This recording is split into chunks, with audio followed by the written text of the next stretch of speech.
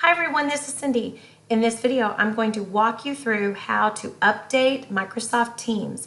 This update does a lot more than just move your toolbar to the upper right-hand corner and let you see 49 faces instead of just 9 faces. It actually gives you some really powerful capabilities. So this is going to be fast. I'm just going to walk you through the basic steps. Then we'll share some other things you can do with this new update. So the first thing you'll want to do is start Teams. And then this sounds funny, but click on your face.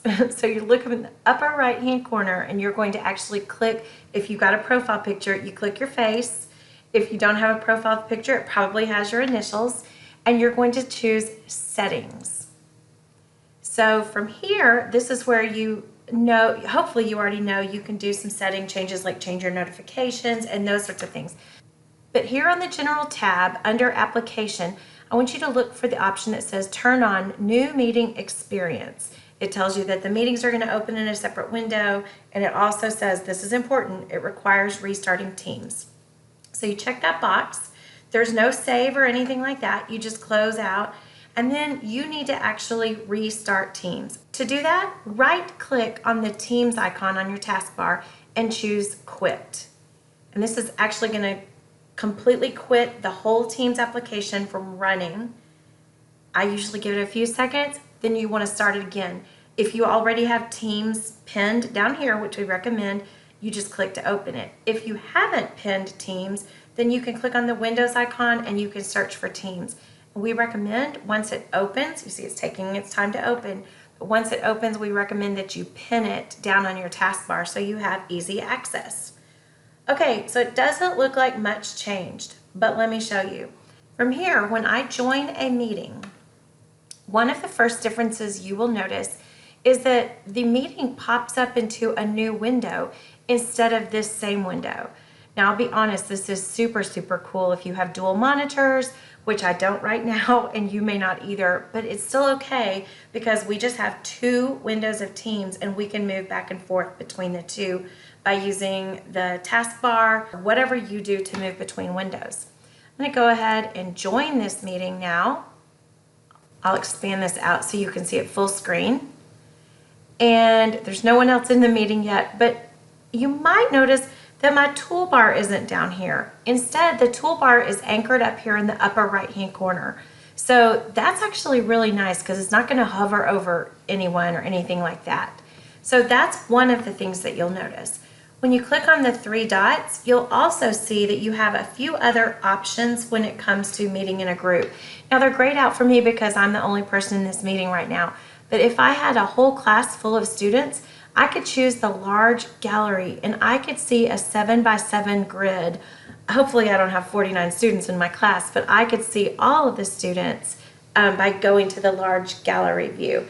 There are lots of other things it can do here as well, but updating your Teams is the only way you're going to be able to do this. One other thing I want to point out, when you have a meeting going on with your students, now notice I don't have anyone in here right now, but when you do, you're going to have the leave button, but right next to it, you're going to have a little arrow. And when you click on that little drop down arrow, it's going to give you the ability to either leave the call or end the call. Y'all, let's end those calls because when you end the call, it ends it for everyone in the meeting. If you leave, then that's just like you walking out of your room and leaving your kids in there talking.